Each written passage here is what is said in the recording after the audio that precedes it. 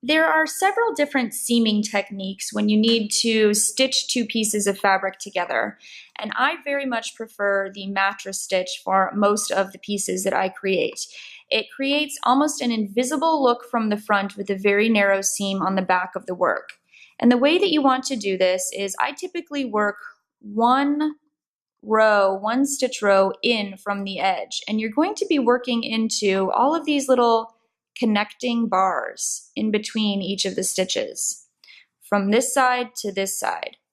So I'm just going to begin by inserting my needle with a bit of yarn on it. Sometimes you can use the bind off or the tail from the cast on to do your seaming, but I'm going to use just a scrap yarn here.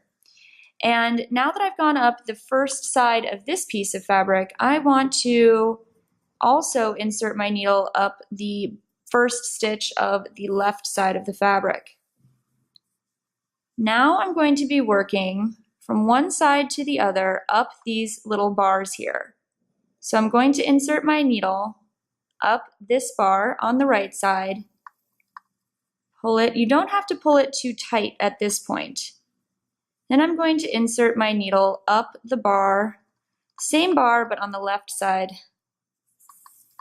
piece of fabric. And then I will go back over to the right. I just came out of this bar, so I'm going to go up the next one.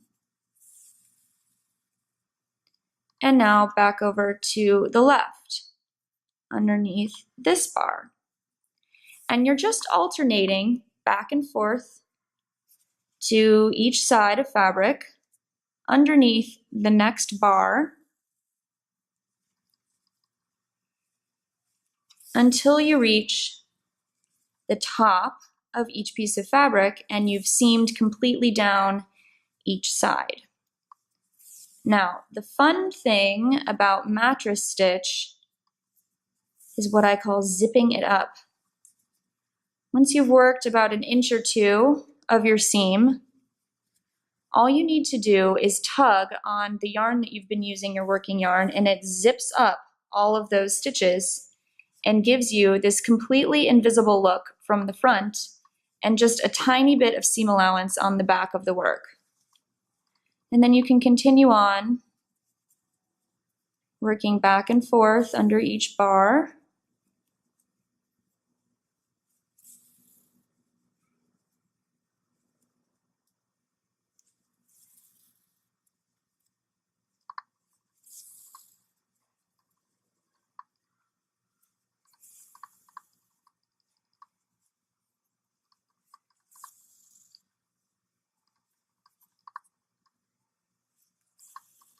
And again, every now and then, tug on that working yarn to zip up your fabric, giving you that perfect meet between the two pieces and the two rows, and that small bit of seam allowance on the back.